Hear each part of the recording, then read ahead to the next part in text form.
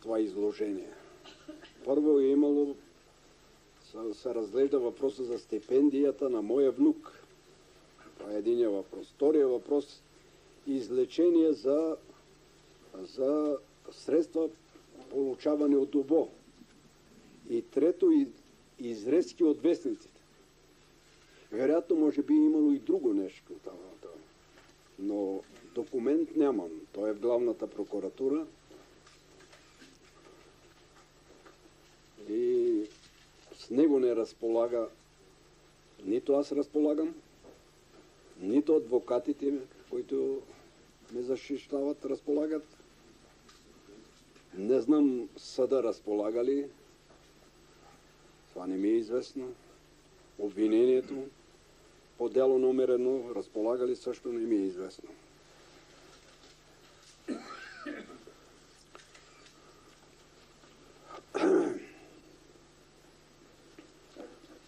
Но мен ми попадна, по почтите получих документ, който ще ви го раздам.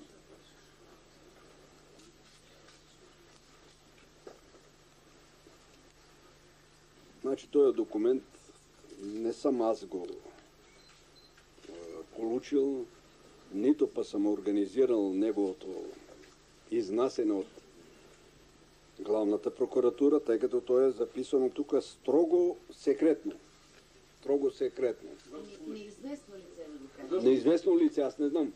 Сега това неизвестно лице, ако четем конъюнктурата, която е сега, вероятно той смета да прави бизнес. Но все пак той ми пратил на мене един екземпляр. Преди един месец. Но сега, ако излизам сега е да той, защото процесът е насрочен в сряда.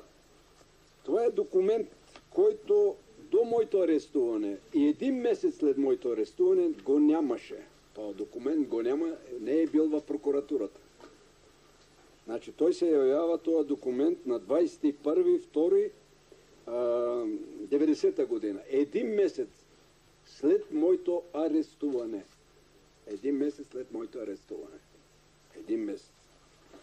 Аз не знам от юридическа гледна точка какви коментари ще се направят, заключения. Аз не съм юрист. Но аз ще кажа, ще ви го дадем този екземпляр. Този екземпляр. Вие може да кажете, че сте го получили от мене. Сега аз нося отговорност. У мен е останало нищо друго, освен една душа, както казва народа. Така че не се притеснявайте. Господин Живков.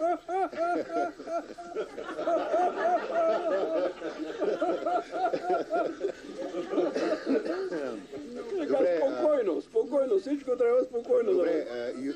Но какво е противозаконно?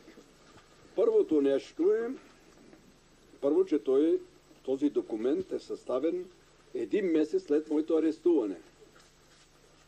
И вие, ако го прочетете този документ, ще видите, че навсякъде се казва да се провери и да се докаже това. Вижте, това е доста интересен, много интересен. Много интересен. Може би юристите ще кажат, че това е нормално. Не знам, това е въпрос на съдебните органи. Аз не спора с тях. Може ли да чуем, господин Живков, вашия политически коментар върху този план? Точно това започвам по това. Значи тук се създава вече цял една оперативен план. Оперативен план, за да се формулират се престъпления. И след това как да се докажат тия престъпления. Това е първото. И се създават комисии, експертни комисии, обиски. Тук са правени 15 обиски и проверки. Тук в тая вила и на жилището на сина ми около 20. Да не говорим на роднини, на близки и така нататък и така нататък. Значи това е едното. Значи това документ го нямаше, когато аз бех арестуван. С него се запознаха едва преди няколко дни моите адвокати. И те не знаят за този документ. Вие ще видите тук каква огромна държавна машина. Това шесто управление е участвало в МВР изцяло. И не знам колко още управления в МВР са участвали. Това е. И каква е... Второ, това е едното, което трябва да се каже. Това е да се докаже това. Трябва да се докаже вината на Тодор Живков, престъпленията и така нататък по член еди, кой си и така. Това ще го видите. Ще се запознаете с този документ. Още повече той ще бъде поместен във вестник Труд. Това е един въпрос. Вторият въпрос от този документ е, че тук ме обвиняват във всички грехове, човешки грехове или по-точно във всички престъпления на един държавен глава, каквито могат да се подозират. Тук липсва само, не ме обвиняват, както едно време казвахме в битово разложение. Това го няма. И аз много съжалявам. Това би ми подигнало моето самочувствие. И трето, този документ, се прави опит да се прехвърлят всички грешки, слабости на системата върху един човек, да се отъждестви той с цялата система и че нищо друго няма, освен прегрешенията на Тодор Живков. Това е. Аз бих казал, това е главното. Какво става по-нататък в следствието? Аз не мога да се оплача от прокурорите. Ние беме с тях и в противоборство, и в приятелство.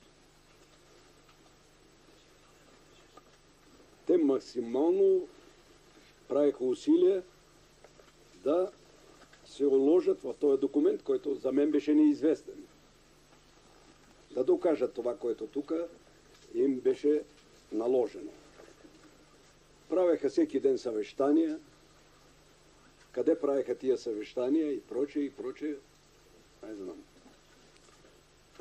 Искам да, понеже говоря за процеса номер 1,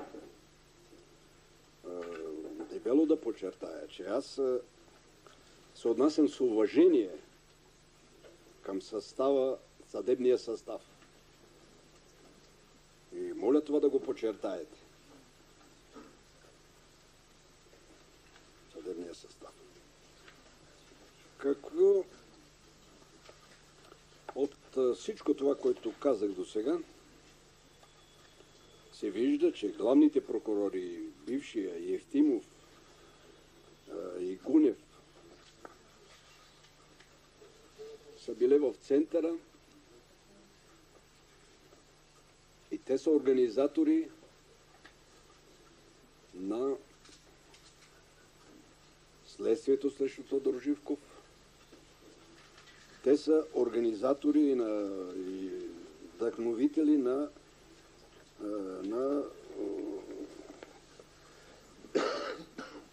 процеса. Слушай, за мен е ясно кой е в центъра и тогава беше Луканов в центъра, а сега са други в центъра, защото има още Кои? Много хора чакат да чуете имена. Кажете ги най-сетне. Обаче ще ми отихчите положението, бе. Не на мене, общо. И после аз не мога да го докажа. Добре, господин Живков, да зададем другоячи въпроса. Не ви ли прави впечатление? Вие тия процеси, които сега като гъби никнат, сметате ли къде се фабрикуват? Къде се фабрикуват?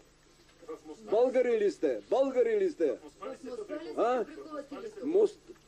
се фабрикуват. И къде точно? В един кабинет и в един от правителството. Това е на здраве. Няма нищо, няма на здраве. Това не е ли вашия бивш кабинет, господин Живков? Дайте по-нататък. Не, моли се.